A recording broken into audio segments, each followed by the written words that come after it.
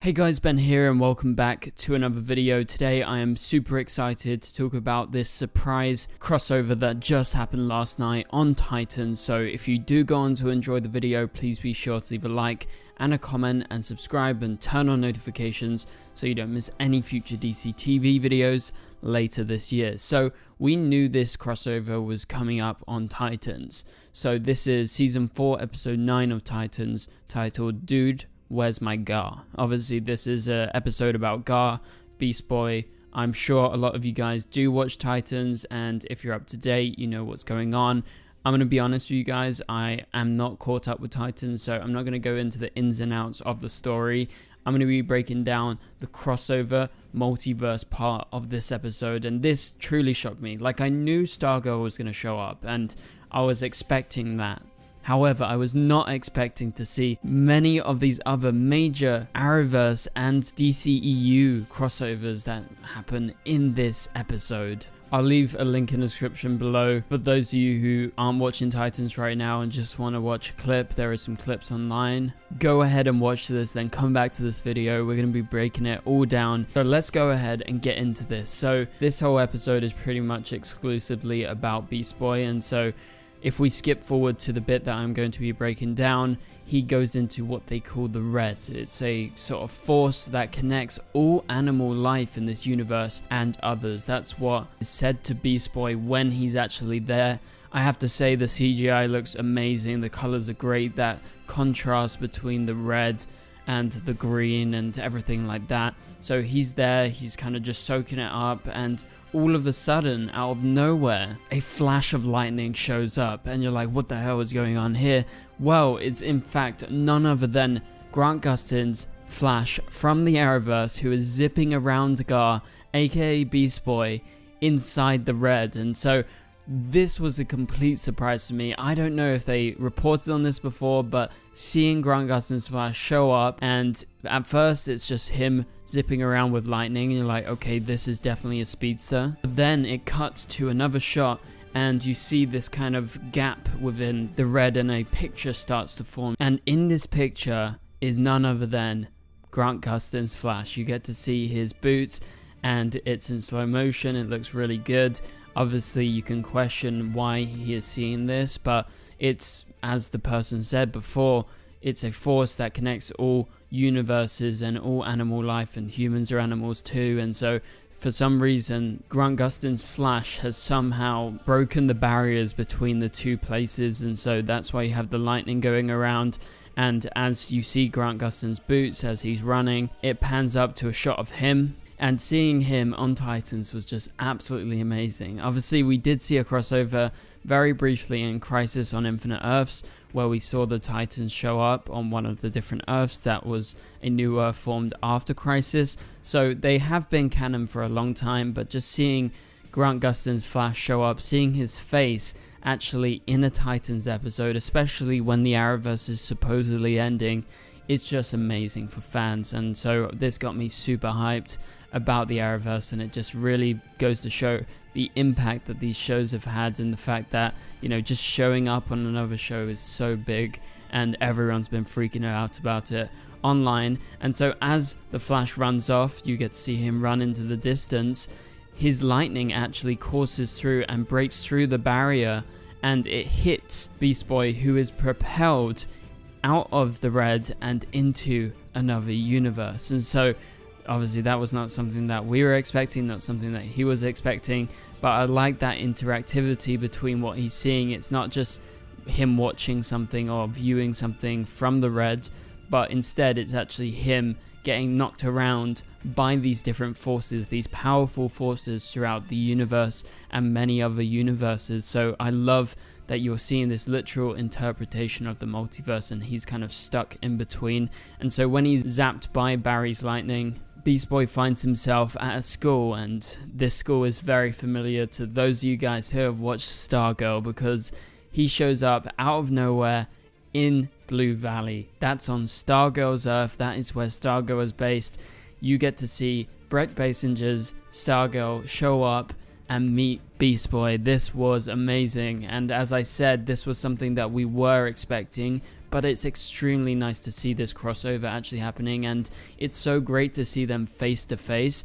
It's a shame that they couldn't get like Grant to come in and shoot anything, but it's enough for me that his lightning was interactive inside the red and he's not just something that Beast Boy was looking at, and he is ultimately the reason why Stargirl is meeting up with Beast Boy, because he's zapped into this other universe, and so he's completely confused, she's completely confused. It actually kind of reminded me of the first time that the Flash met Supergirl in the crossover World's Finest in Supergirl season 1.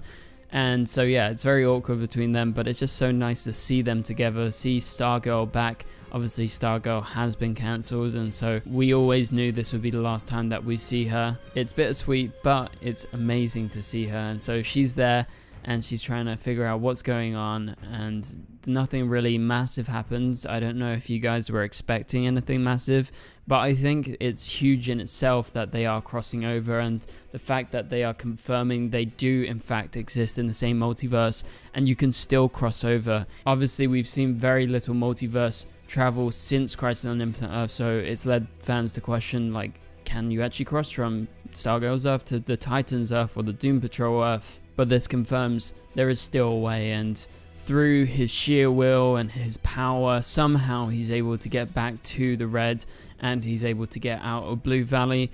Obviously that was a short scene, but it was an amazing scene between him and Stargirl.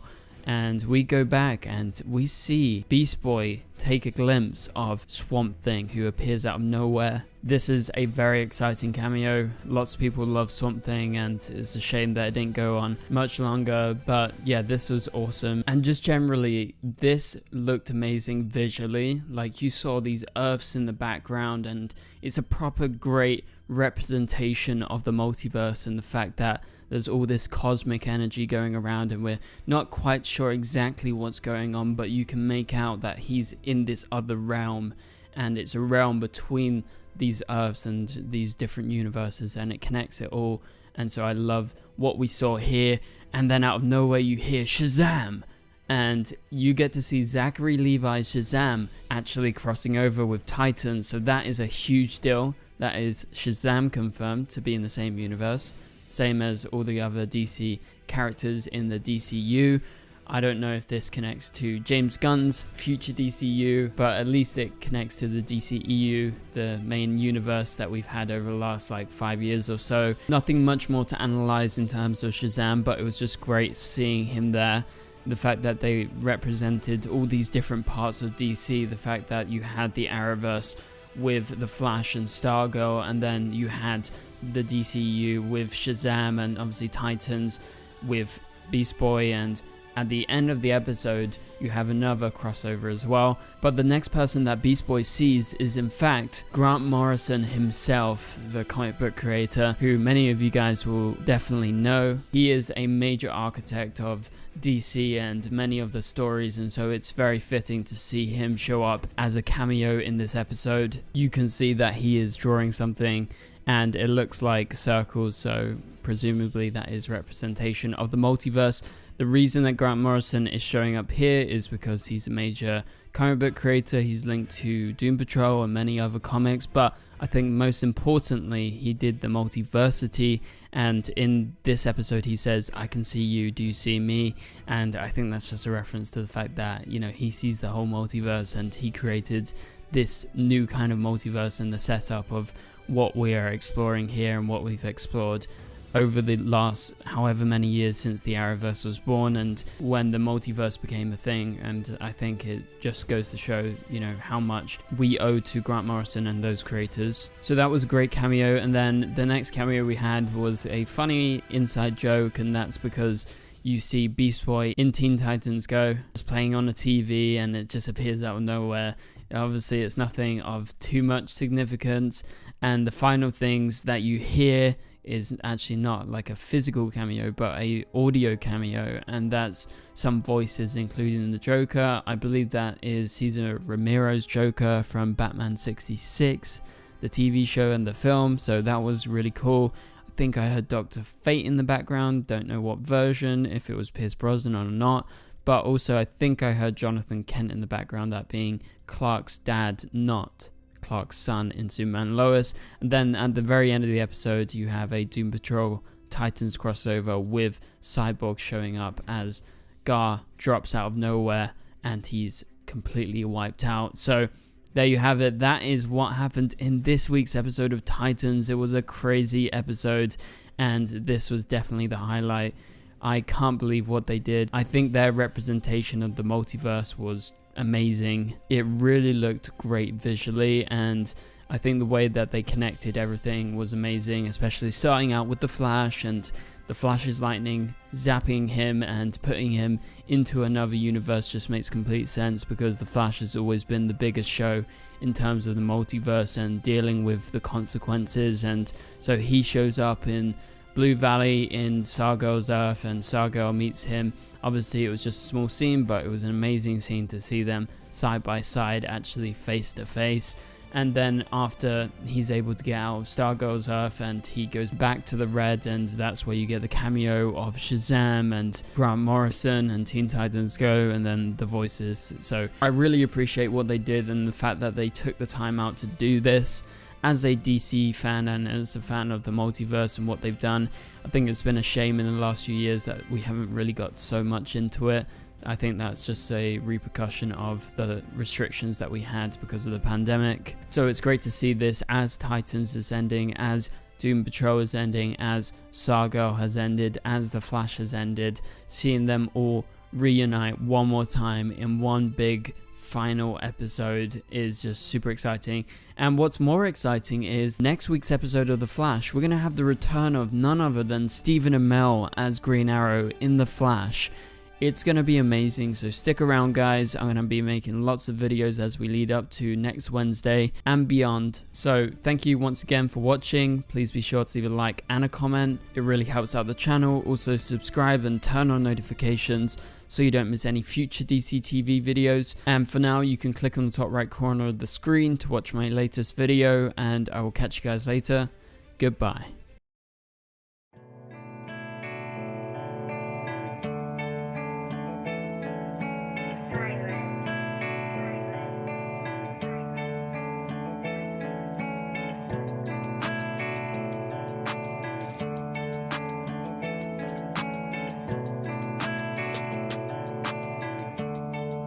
I see red.